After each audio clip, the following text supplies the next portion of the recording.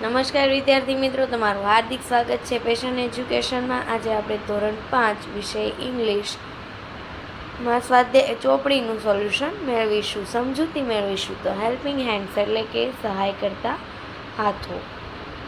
એમાં પહેલા પોએમ આપેલી છે, Miss Polly had a doll who was sick એટલે કે મિસ પોલી છે તેમની પાસે ડોલ છે, ઢીંગલી છે જેને તાવ આવેલો છે। So he phone for doctor to come quick. તેથી તે ડૉક્ટરને ફોન કરે છે ઝડપથી આવવા માટે। The doctor come with his bag and his hat. Doctor તેની બેગ સાથે આવે છે।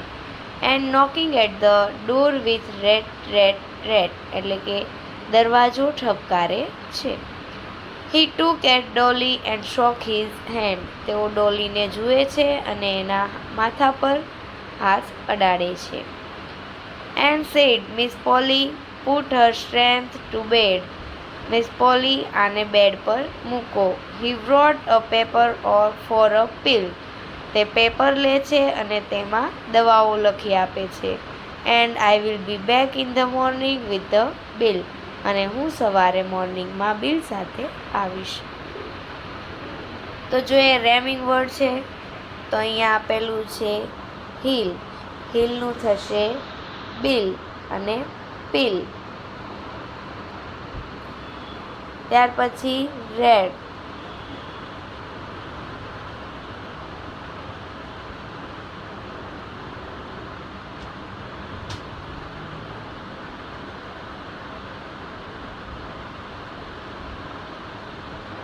એનું થશે રેડ અને હેડ।